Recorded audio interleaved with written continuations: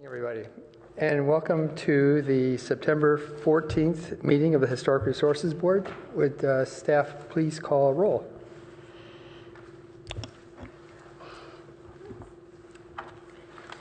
Chair Bernstein, Here. Vice Chair Bauer, Board Member Corey, Here. Board Member Benenberg, Here. Board Member Kohler, Here. Board Member Makinen, Here. Board Member Wimmer, Liaison Council Member Holman. She was okay. 2 absent. Okay, thank you so much. First would be oral communications. The public may speak to any item not on the agenda. I see no cards. Okay, thank you. Any agenda changes, additions, and deletions today? None.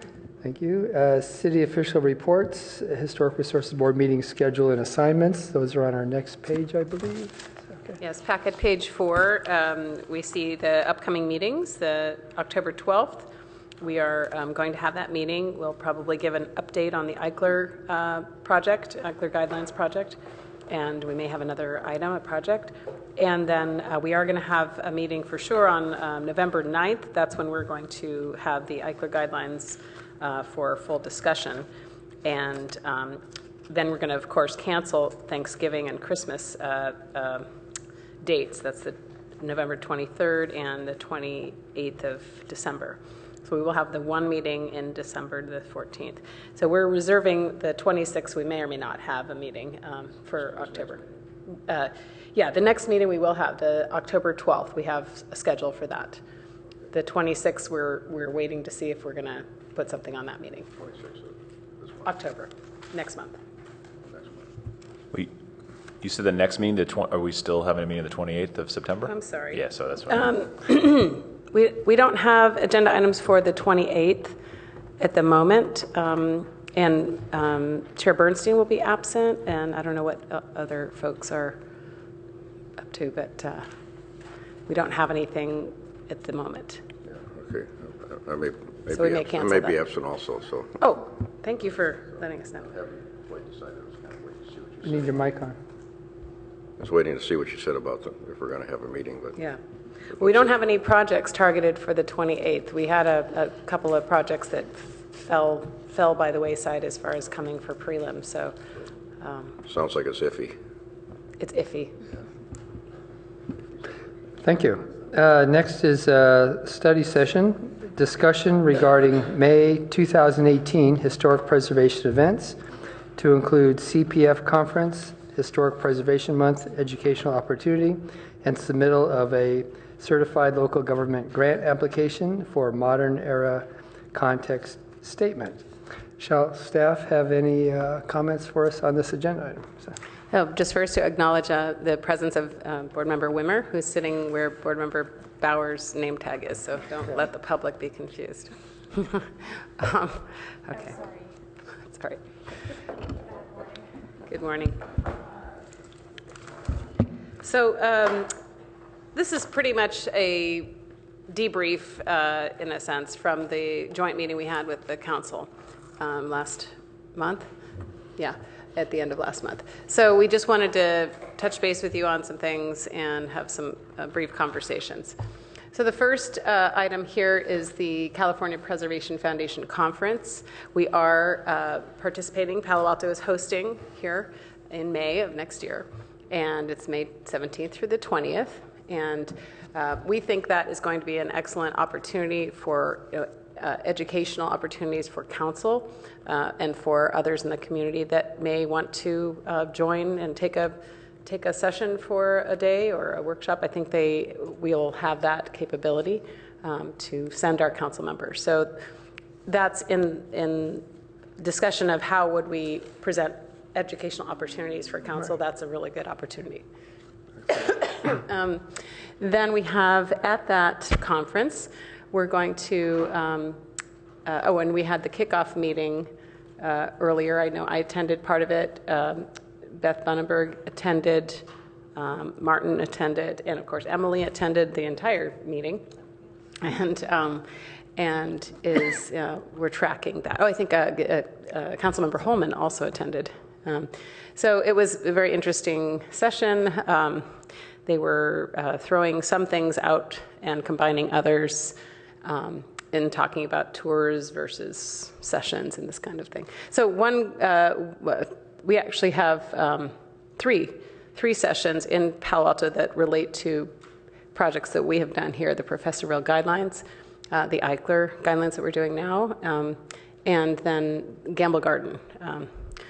So I don't know if we want to talk more about those at all, or specifics on that. But did maybe the board members that were there would like to say something about their participation? I mean, next steps as far as that goes. Beth, your light's on. Go ahead. Oh, I handed out to you some, both a list of possible walking tours in that all of them have already been worked up. Many of you are familiar with past folders that had very nice walking tours, and there are probably still docents around who have conducted these tours, or if not, I think we could get them pretty easily. And they are Professorville, Downtown Palo Alto Sampler, Barron Park, a fairly lengthy Homer Avenue tour, which is close to downtown, College Terrace, and then there is the question about whether we would want to include some kind of Stanford tour, because we are right here in the shadow of Stanford, including that was the reason Palo Alto was founded. So just to bring up that, and then some wonderings about locations of whether CPF has chosen a hotel or what kind of gathering places might we have. We do have the Lucy Stern Center. We have Palo Alto High School's new media center. We have City Hall. And then, of course, we have MacArthur Park, which is one of our historic structures. So just to put that out and see what the board thinks. Mm-hmm. Yeah, I was going to ask that same question. If we have any venue locations picked out yet of where they kind of like a central gathering place might be, or good. The Sheraton Hotel is offering rooms and conference facilities. Cool. Yeah. But when you say gathering places, you're meaning like an evening meal and reception and these kinds of things. Yeah. I don't know what's in store there. Okay. Yeah. But MacArthur Park seems like a natural. It's right across the street from the Sheraton. Yeah. We need your light on. Okay. We want to show off some of our things like Lucy Stern Center. Why I think it might be an interesting. And usually they're buses that take people around, and the whole logistics of that is quite something to figure out. Yeah, great. Board Member Wimmer. Do we know if there's a tentative schedule for the conference yet? I mean, has the foundation established sort of a preliminary schedule and speakers, and has that been? I'm sure they're working on that. And I actually emailed someone to sign up or to be on part of the committee or something, but I haven't gotten an email back. But I mean, I hopefully that we can assist with the conference and suggest things. I mean, I think we should be a valuable resource to them, most definitely. Usually they begin to have different tracks if you're interested in a particular area. Why why you'd take one track, and if you're interested in commercial buildings or natural features or whatever, why there might be a track for that, and I haven't seen anything of that. Yeah, the board member Wimmer's comment that HRB would be, I think, a natural group, to be involved in different tracks, whatever. So as that gets developed, I think all the HRB members would enthusiastically agree to be part of each different track in their own, with each of our own interests in which tracks we want to be involved. I think it was Council Member Holman actually came up with a title of the theme of, I forget what it was. I think her idea was suggested. So there were several suggestions, but I think hers was the one that got selected. I forget what it was. Yeah, I think that, good morning, everyone. I think the theme was something along the lines of deep roots and lasting legacy. Yeah, something not like that. entirely. I can't remember it perfectly, but it was something along those lines. Yeah. We had fun coming up with the name. So, good. Okay. Any other board member McKinnon? Yes, I was going to suggest the same thing, that we probably need to have a pretty good definition of the theme before we start off on, what our role is going to be and how we're going to participate with them. But I would encourage that we get definition of the theme out pretty early. Yeah. Okay. Sounds good. Yeah. And one other thing. There was some talk about inclusion of things like the electronic industry, the growth of the electronic industry as another. Great. Okay. Good. Okay. During our joint City Council Historic Resources Board meeting, we had, is that a couple weeks ago, 3 weeks ago? I believe it was August 28th. Okay, yeah, something like that.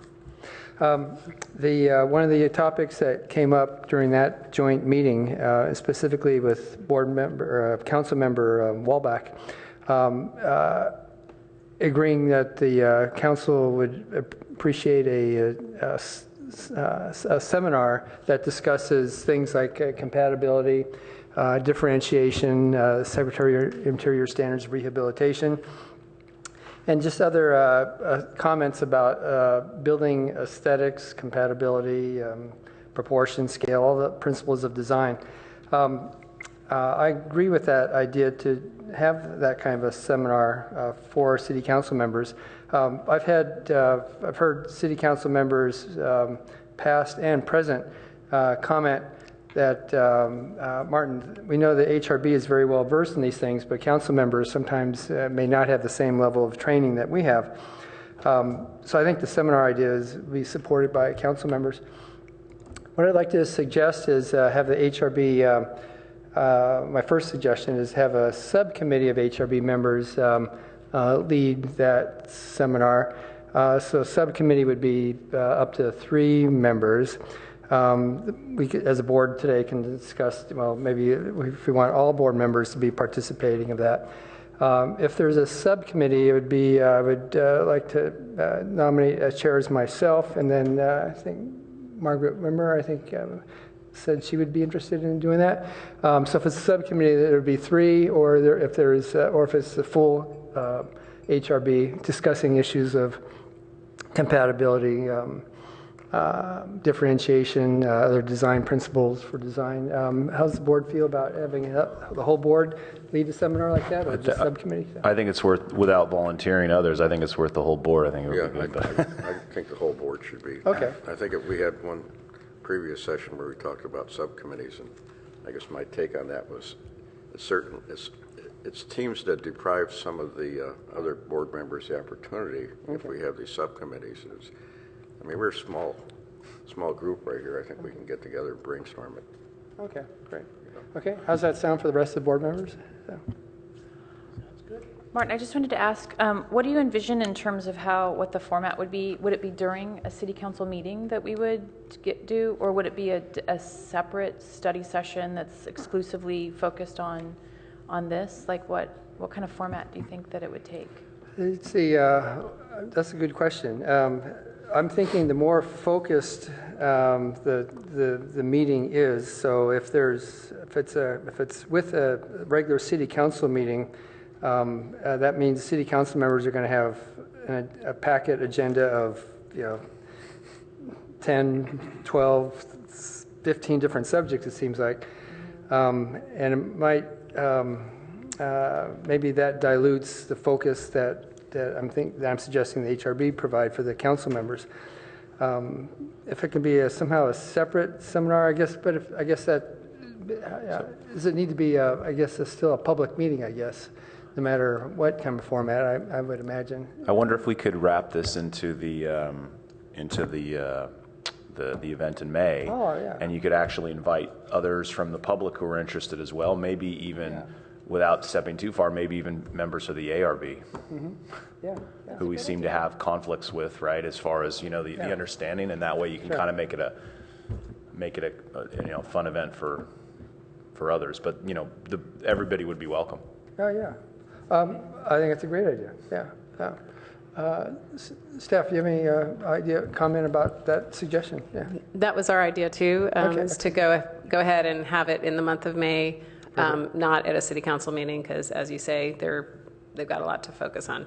Yeah. And we probably won't get a quorum of council members, but we can invite all council members and all ARB members and announce it as a community meeting. Sure, yeah. Where there's an opportunity to learn. So it could be some kind of, not a Monday, but a Tuesday, Wednesday, or maybe not Wednesday. We can get this room and maybe a 5 o'clock time frame, learning session for an hour, that kind of thing. During the month of May, if we can swing it. It wouldn't be during the 3 days of the conference, because that would be too much. Okay. But maybe the week before or the week after. Well, we don't. I was suggesting that because you could tie it in with a conference, but otherwise, then I think the dates, it doesn't have to be in May. Well, that's true. Unless it was during the actual conference, because there may be some interest. Yeah. Maybe, I don't know. Maybe we can't fit it in, but it would be cool to roll in with that. I don't know. So if we had people in town already, we're going to have experts in town. We could actually well. have other people talk about it too. If there's experts and they want to mention cases or suggestions, it could be interesting. Yeah, we can't offer cocktails in here, but I know, but maybe out in the plaza here, and then have some kind of that's a nice. I don't know. I think it would be nice. I agree. I think it's early enough, maybe, that we can have someone on our board could be a liaison between the foundation. I'd be happy to contact them and maybe say, hey, this is what we think that could be a valuable workshop. Because, they have those, when we went last year in San Francisco, they had those discussion panels, which I thought were I'm sure they'll have more things like that. Maybe they need topics. Maybe we could suggest this as a topic. I definitely think it's a great topic, and it's something that we all are trying to be aware of and follow in terms of the Secretary of the Interior standards. So I think that's a great idea. Yeah. Panel discussion seems to work pretty good for topics like this. You could even invite somebody from the SHPO office to participate. I think that would provide an enhancement to the panel discussion.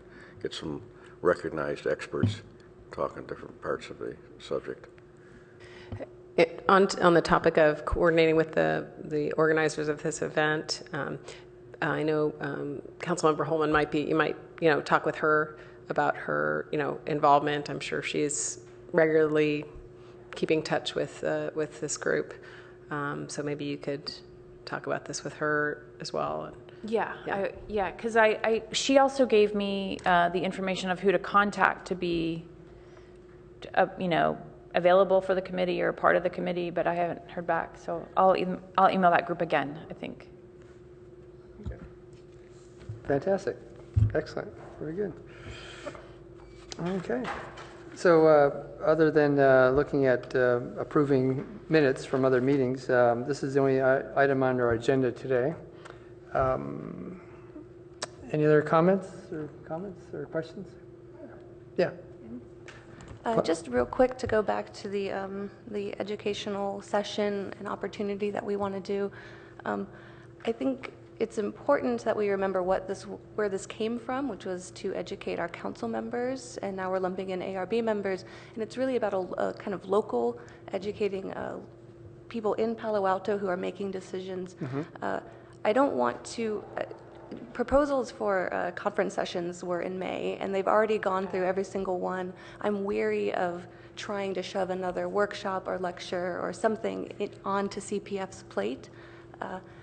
My thinking was that this would be a really good kind of introduction for like a Preservation 101 for the community, for people in Palo Alto, for ARB, for council, that kind of thing. And maybe the day before the council officially kicks off to kind of before the conference, or the week before. Certainly in May, I like the idea of lumping everything in with Preservation Month as a whole.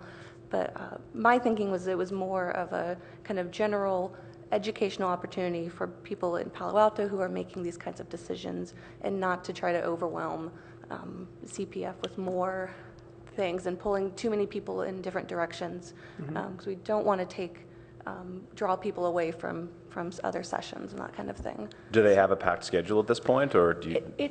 They had a lot of proposals, and it does seem like it's going to be a packed session just for those few days that they're going to be here. They haven't made any official announcements. There's kind of a skeleton track right now, but I haven't seen anything official about who's going to be presenting what. But it seems like they're pretty full. Okay, well, I mean, to Margaret's point, it's it's a ways out, so we could have influence. But it's a fair point. But I still think it's good. I don't know. Maybe we'd have two separate ones, or maybe we'd want one just for the city council and the ARB. But I don't know. It seems like a fun opportunity. I don't know what's on the session. Maybe there's some thrilling stuff on the session that we can't lose. So. That may be the case, but it's at least worth looking at, right? Yeah, I agree. I still think, right? I agree. There's a couple different approaches to this, but I think it's definitely something we need to do. So, however that happens, we'll kind of flease that out. Fair. So we could preliminary take a look at some the 3 days leading up to the conference as a first pass to see if this room might be available. I know that the Wednesday, the 16th, would be the day before. That is not a planning commission meeting date, so I don't know what else might be in here, but we can check.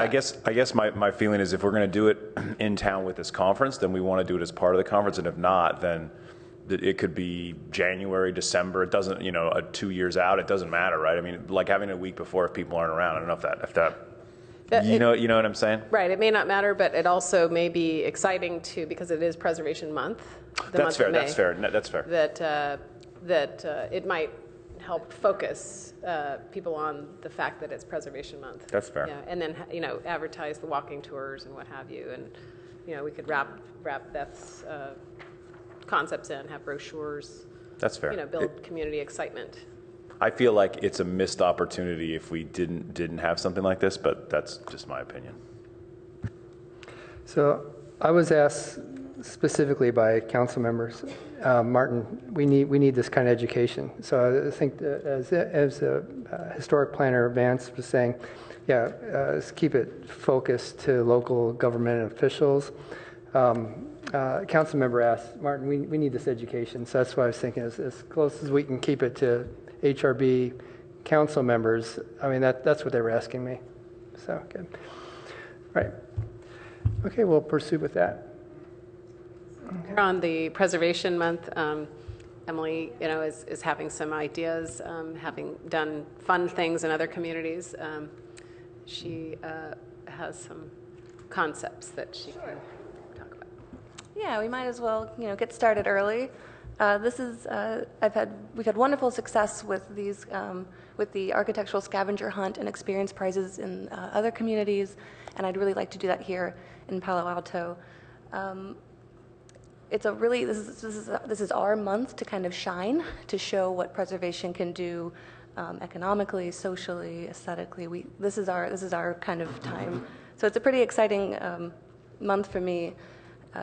So as far as the architectural scavenger hunt, little architectural details downtown. I create an online form or print out, people fill out their answers, handed in through the whole month. And then these experience prizes are something that I would actually like the board's kind of help and recommendation. It's something, don't want to like hand them something or give them a physical thing. We want to give them something, an experience that involves the built environment here in Palo Alto. So things like behind the scenes tours of important buildings, or a walking tour, or something that they walk away from with a kind of a greater understanding and a better appreciation. So if there's any kind of building or tour or special place that you think might be a good thing that we could offer, I know I'm all ears. The Roth Building. That's a great one. Yeah, because these are, with the mural, these are places that people are curious about. They want to know what's in there, what it's like inside. So these are kind of special opportunities for us to be able to give that to them.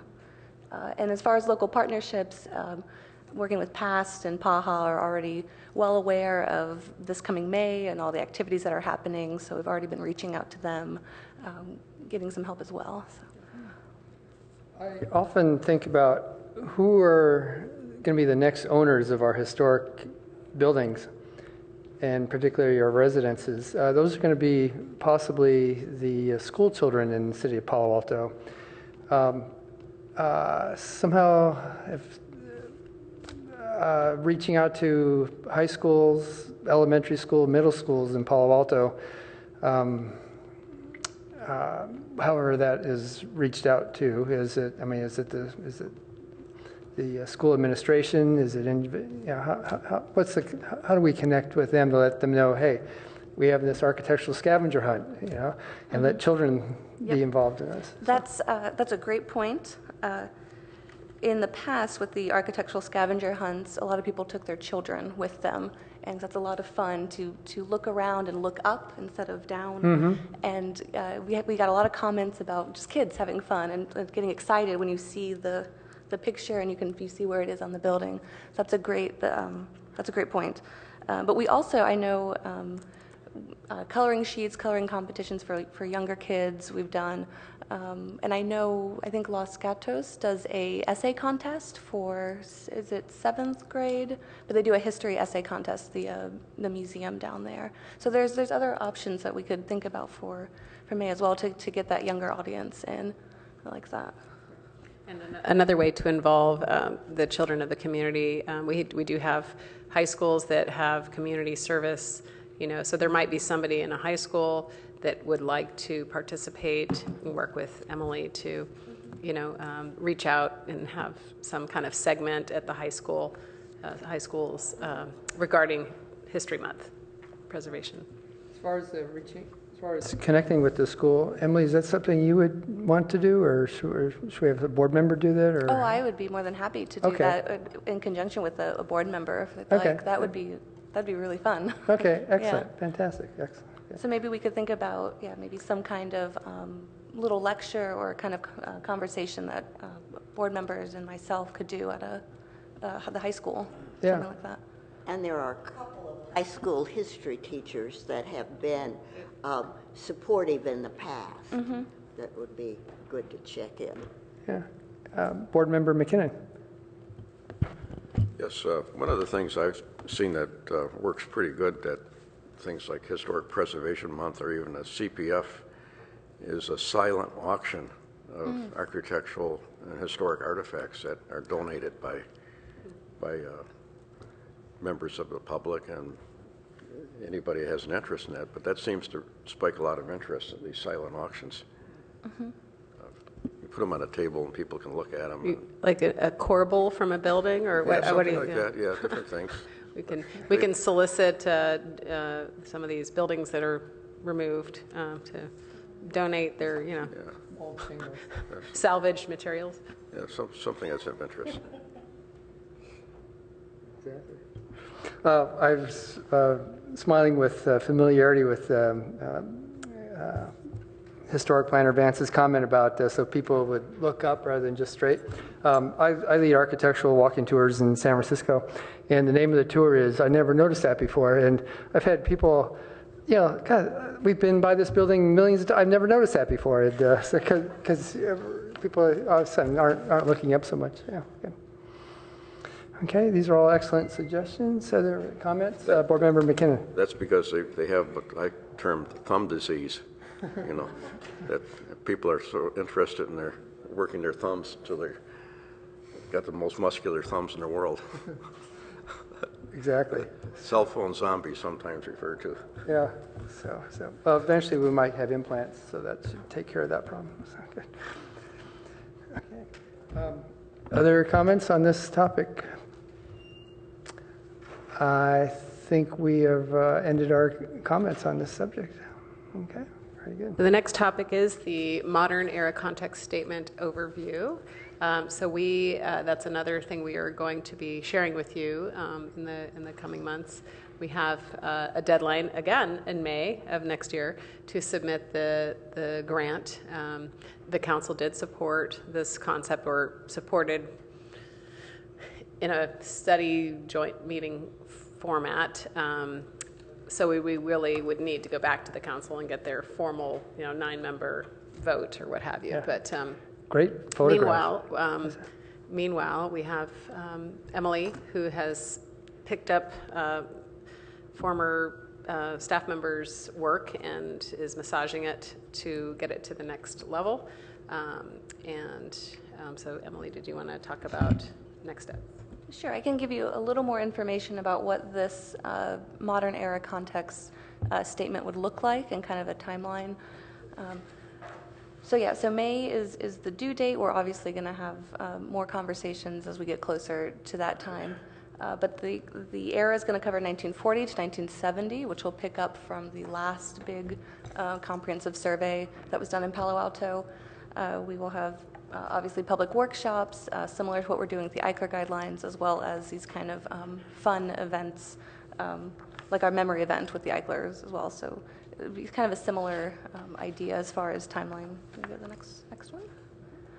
That's a great photo, by the way. Yeah, I want you to enjoy these photos too that I found. Yeah, is the sign Hotel President still? God, I need to. I've never noticed that before. Is that the? Is it still there? I'm not sure. The Hotel President sign, is it still there? Yeah, I'm not sure if that's still there. Yeah. Way off in the back. Oh, yeah, it's a great sign. So we're going to go beyond Eichlers with our context statement. This is going beyond residential as well. So we're thinking about churches, commercial buildings, corporate campuses. So think about the research park. Certain architectural styles that we'll be covering: expressionism, futurism, brutalism, all that good stuff that we love. And of course the church, right, which is first and foremost. This is where my parents met. I'm wondering if that's my dad next to the tree. Oh my gosh. Okay. That's a wonderful church. Have people been inside that church building? Yeah. Have you seen? It's the glass windows there provide a great little museum. Yeah, it's just fantastic. That folded. I think it's called a folded plate architectural structure there. So. It's very interesting. This church is actually listed featured in a book that I have that Karen, Councilmember Holman had bought and provided to the department that shows some of these gems in California. Yeah. Excellent. And again, with the context statement, you're going beyond just architectural style itself and looking at events and people and other these broad patterns of history that will also be touched on. So things like the 1960s Bohemia culture here in Palo Alto, car culture, counterculture, communism, all of that stuff that was happening in a very kind of turbulent era. So I thought it was kind of interesting. The St. Mike's, which I think is now Pete's Coffee downtown, used to be this kind of hole-in-the-wall little bar area where Joan Baez played, Jerry Garcia, Jefferson Airplane, and it was this really kind of neat, groovy little spot. It's a coffee shop now, but it's still there. So there's all these little kind of magical tidbits hidden around and that the context statement will be sure to cover. It does look like Cuba.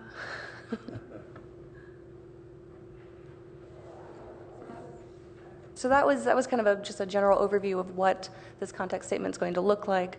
Again, the deadline is in May. We'll be kind of sussing out what we want from it. It's like deliverables and that sort of thing in the next following months. But this is kind of where we are right now. And it's it's in great shape. Matthew Weintraub, who was my predecessor, did a really excellent job of creating a draft, and we've just kind of gone in and fine-tuned it. Excellent. Thank you. Okay. And yeah. And then I saw a next slide coming up on Mills Act.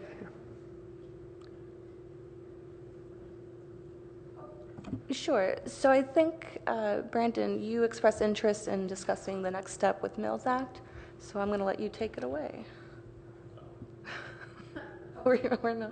Well, yeah. Yeah, this is, well, I didn't put the slide together. Yeah, I mean, I think I think we had with the joint city council meeting, it seemed like they were pretty positive on us coming back with some sort of proposal for the Mills Act. So I wanted to, start that conversation and what we need to do next, kind of strike while the iron's hot, because they did seem interested. So I figured, I don't know what the next steps would be. We did have a subcommittee on this and kind of had a proposal, a typed up proposal, and then we also had some data from several years ago that there was a packet that was put together by Dennis. You're right. Sorry. So what I don't know if I know Karen's not here today, but what would be the next steps for us to try to take something like this back to the city council? I don't know if anybody has any thoughts on that. Board Member Wimmer. Yeah, so this morning I emailed everyone a PDF, which is something I found on the County of Santa Clara website. And yeah, Amy, I mean, if you could even pull it up, because I thought it had some valuable information, and we are in the County of Santa Clara, so it might, and it's just a little presentation that they prepared with all of their percentages and numbers and how the program can benefit the county. So I thought, I don't even know if we could pull it up and look at it. But anyway, it's in your email boxes. Sorry it was a little late. I did it this morning. But I think that's an example of something that maybe we could adopt kind of a presentation like that, whether it's a PowerPoint or a PDF or something, that just has, I mean, it can be somewhat factual. It doesn't have to be, it's just our direction, I think. And then maybe with that tool, we could present that to the council. I feel like sometimes we just need to capture all these ideas in one document and in a presentable document that we can leave with them, and then they can review it over time. But I think also, I was thinking maybe we could even come up with like an application form or something, like it's great to put this information, but how does this actually get to our community? How would they sort of find this information and come to a point where they would actually get under a Mills Act contract? So I think maybe we just show that bridge of how we can present this to the community and how the first steps, I guess. And also to find some willing participants. I thought it'd be great to find 2 or 3 families or homeowners that would be interested in being the first, with our pilot program. And I was also wondering if Pat DeSico would even be interested, because she owns a pretty significant historic house in Palo Alto. Martin, you do too, right? So maybe we could, I think she benefits from a Mills Act contract in Southern California, so she's very she's very knowledgeable about the system, how it works. So she might be a great person to contact and ask if she would be interested in participating in this program. Subcommittee members, I think were Board Member Corey and Wimmer. Was there a third? And Bauer, I think, wasn't he? Yeah. Good. Mm-hmm. Okay. Board Member Bunneberg. Yeah, may I comment on that? I'm sorry to say my quirky computer would give me the subject headings, but none of the research. So if somebody got the whole thing, I would really appreciate a copy of it. I don't know why or how. And this was the thing from the county, not Palo Alto. Yes. So, do we? So the one question I had, do we? I think that's a great idea. I think both those. I mean, having that that bridge into somebody who's interested in doing it is great, and the PowerPoint summarizing ideas. Do we need any like official proposal beyond something like that, like any document or anything in details of what this means for the council to approve a program like this? I'm just trying to figure out if there's some formality where you have to, at some point it sounded like we might, I think when we talked about this before, we might need to actually bring it to the city council and have them approve it. So there's code changes. Can you repeat that? Sorry, I'm trying to upload a PowerPoint. I can give you a minute. I don't want to. Okay. I am used to multitasking, but I'm not perfect at all of that. Okay. Wow. Yeah, you get to see the sausage. Okay, I put it right here. Yeah. Yeah, I think I downloaded, this is dated February of 2017. I can't see. I just downloaded it, and I think you can scroll down or. Okay. I'm ready for But this is something that's provided by the county. I thought this was interesting for us to maybe page through roll down. and see what information they offer. Does it roll down? I mean, we're in the county. I mean, maybe we could even. I know Los Gatos has a program. There's other cities. You want me to re-ask my question, Amy?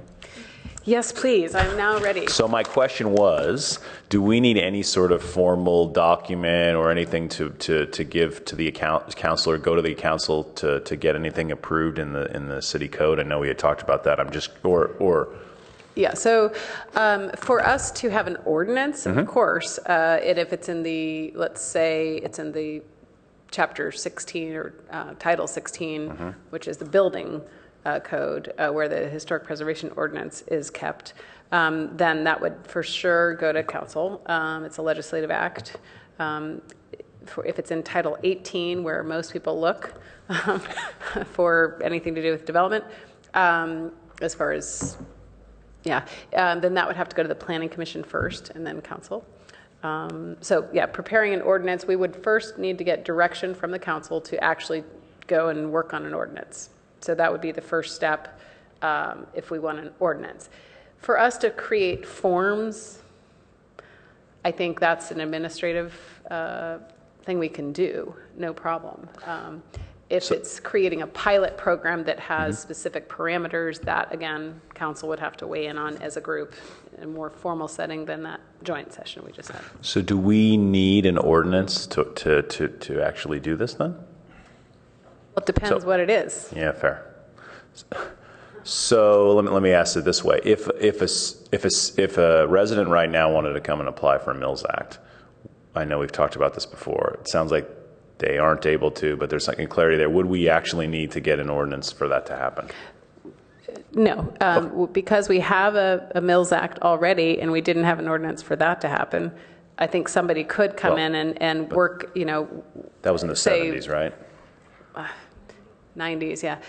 And I think because the county has, it's about taxes. So I think because the county website or what have, I mean, there are, it goes beyond the city as far as the resources. Got it. Even if we don't have them, the county has them, and they could come in and propose something. I mean, I think the goal that we have had was to do a pilot program and eventually get to a point where there's an ordinance. Okay. Does staff know if there's a requirement for a Mills Act Palo Alto? It has to be a Category 1 project building? Do you know? No. There's no code whatsoever. Okay. That is what Dennis Backlund had proposed in that 2006 or whenever that was.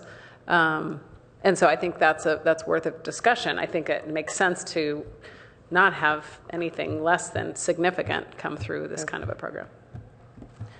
Right, so that's what, when we talked about tailoring the program specifically to what Palo Alto wants, these are the kinds of things that we would be looking at for that. Okay. Margaret, thank you for researching that subject. Good. Okay. Right. So I'll assume that the HRB subcommittee on Mills Act, the subcommittee still exists, is still intact. So you'll coordinate with each other on that. Great. Okay. Yes. And any other slides coming up from? Okay. Great. Any other subjects today? Board Member Wimmer. Yeah, I wanted to share with the board this. There was a really great architectural tour that took place a couple weeks ago in San Jose. And it was specifically a tour of the Wolf and Higgins houses that were all Spanish Revival. And at the tour, I purchased this really great book that it's a new book that just came out, and I think it was only $35, but I thought could be a great resource. I have it, anyone can borrow it, but it's just got great examples of their architecture, and what I found interesting was that there is a house here in Palo Alto that was designed by Wolf and Higgins, and it's the same house. So this is a house that was on the tour. This is in San Jose, but there's a house in Palo Alto that's this exact house was built in 1925. I thought I marked the page, sorry. And it's the Lillian and John Dudfield House in Palo Alto, and the address is 625 Hale. It's kind of a small, but it's a exact same house. This one here. As the one. Sorry, yeah. Well, there's this one. Anyway, so I just thought, wow, this is a pretty cool house. It's a really good example of Spanish Revival. So I looked up that property and looked at the parcel report, and it's a Category 4.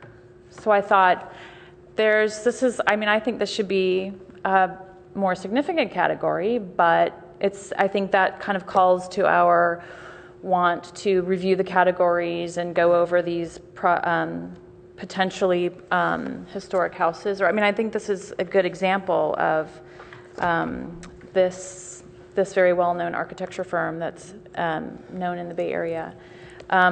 So if anyone would like to, I'll be happy to share this book with anyone. It has some really great information. They also had done another project in Palo Alto at 467 Forest, and I haven't had a chance to look at that. But I think that would be just a neat fact, historic fact.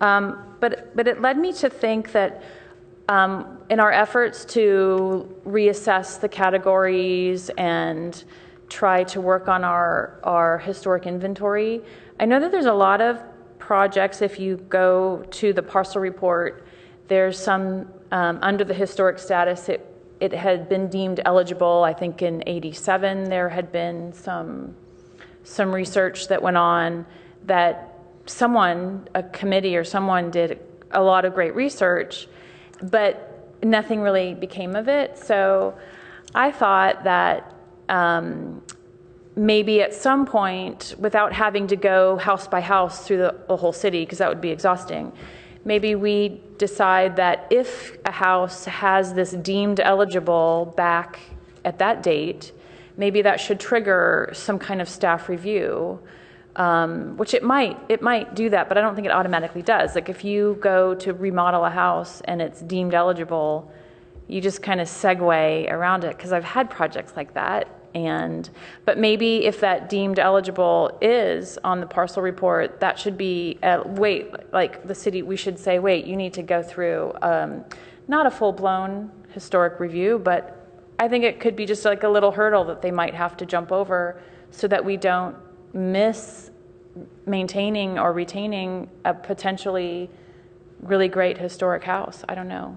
I always thought that deemed eligible, we should pay attention to that now, because that's what, 20 years beyond or 30 years beyond when they actually deemed it eligible. Maybe it's now eligible, not just deemed eligible. Yeah, so I can speak to this a little bit. Any property that has been deemed eligible, not potentially, but actually full-blown deemed eligible for the National Register or the California Register, I do look at any kind of work, not counting minor kind of stuff or interior work, but I do look at those, and I do treat them like we do treat them as a historic resource at the city. So, yeah.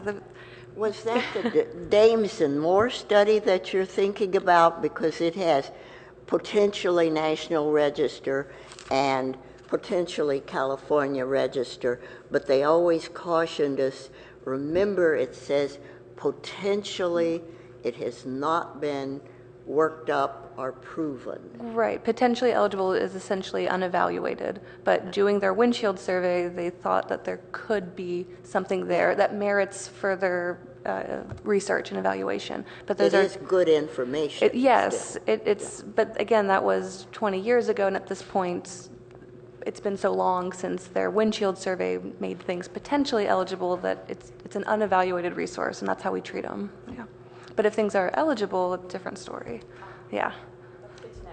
What's as you know, what's different about it, the deemed eligible ones, is the deemed eligible is not a category in our chapter or title, chapter 1649. So there's no requirement for HRB review. If a discretionary application were to come forward, then we have more hooks, shall we say, more leverage. If it's simply a building permit, there's a conversation with Emily, and that's where it ends. Okay, interesting. Thank you. Additional board member Bunneberg, your light's on? Oh, sir. Okay. All right. Any other topics for us to bring up on this agenda item? Okay. All right. Yeah, and now we have minutes to review. The first is August 10th. A motion to approve, amend. I'll move approval of minutes August 10th. Any discussion? Any second for the motion? Second. Okay. Any discussion? All in favor say aye. Aye. Aye. Okay, that passes. Next, the minutes of August 24th. Any comments to amend? I do, and that is on packet page 41. In